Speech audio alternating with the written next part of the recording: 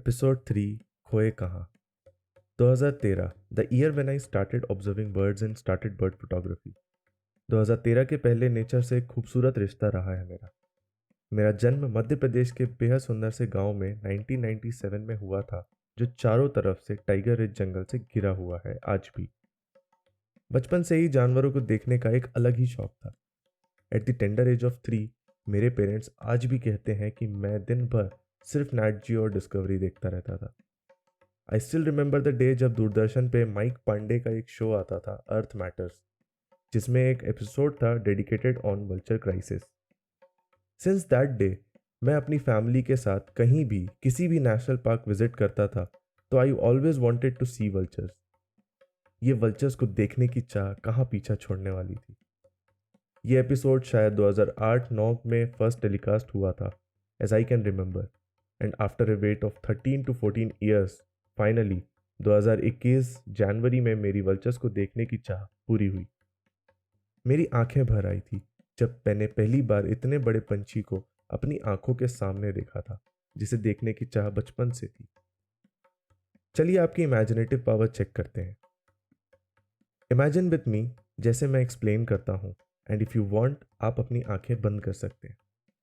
जनवरी का महीना है, ठंडी सुबह, खेतों में धुंध और रोड पे चलते हुए एक नदी के ब्रिज को पार करते हुए आप चलते जा रहे हैं।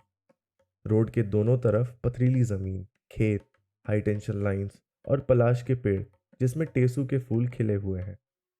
उस रोड से उतर के उन चट्टानों वाली जमीन पे चलते हुए आप आगे बढ़ते चले जा रहे हैं।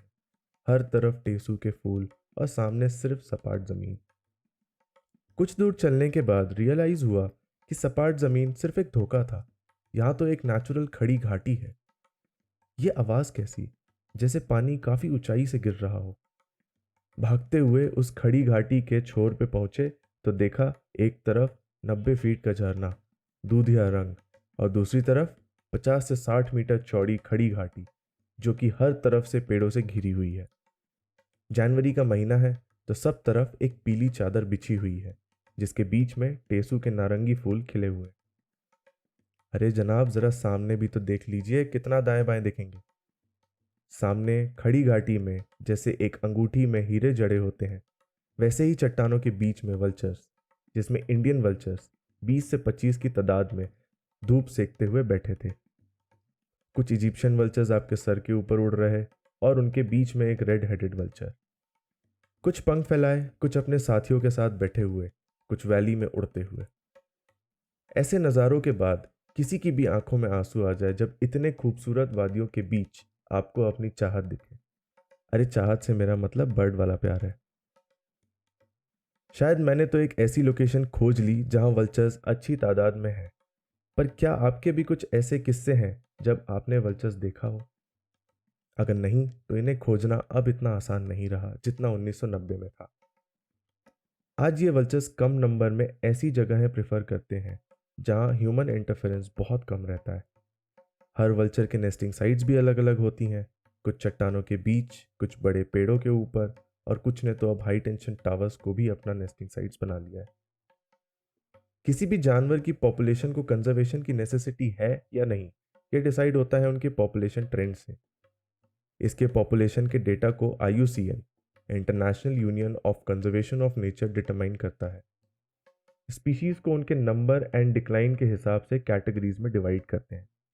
इंडिया में जो रेसिडेंट वल्चर स्पीशीज मिलती है उसमें से 4 क्रिटिकली एंडेंजर्ड, एक एंडेंजर्ड और 2 स्पीशीज नियर थ्रेटेंड कैटेगराइज्ड है। तो देखा जाए वल्चर्स की हालत बेहद खराब है इंडिया में डाइक्लोफेनाक के बैन होने के बाद भी। शायद इन्हीं खोए हुए एक कुनबे को मैंने किस्मत से देख लिया।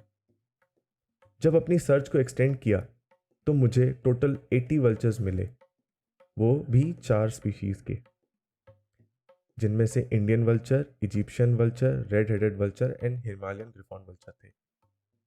ये मेरी लाइफ का सबसे खूबसूरत लम्हा था जब एक साथ मैंने इतने सारे वल्चर्स देखे। अगर आप भी इन वल्चर्स और खूबसूरत वादियों को देखना चाहते हैं, समझना चाहते हैं, तो डिस्क्रिप्शन में मेंशन सोशल हैंडल्स पे ज़रूर जाएं, जहां पे आपको ट्रिप्स की डिटेल मिलेगी। नहीं, आप अभी मत खोइए, क्योंकि अभी तो आपका सफ़र बस शुरू ही हुआ है। अभी ऐसी और कहानियां हैं जो आपको वल्चर्स को काफ़ी करीब से जानने का मौका देगी। लेकिन क्या इन 80 वल्चर्स के फ्लॉक से हम कुछ अच्छी होप रख सकते हैं? मेरी अब तक की स्टडी के हिसाब से यस वी कैन। 2020 से 25 को action plan for vulture conservation के नाम से जाना जाता है। क्या ये वल्चर्स को एक नई आस देगा इंडिया के आसमानों में फिर से रूल करने के लिए? जानने के लिए नेक्स्ट एपिसोड सुनना ना भूलें। यह असलियत आपको थोड़ा सा खुश ज़रूर करेगी पर उससे ज़्यादा डराएगी। If you have any comments, queries and excitement, इस पॉडकास्ट को फॉलो और शेयर करिए। साथ ही साथ मेरे सोशल हैंडल्स पे ज़रूर जुड़िए। सोशल हैंडल्स का डिटेल आपको डिस्क्रिप्शन में मिल जाएगा। The story will continue. Don't miss out the next episode. See you there.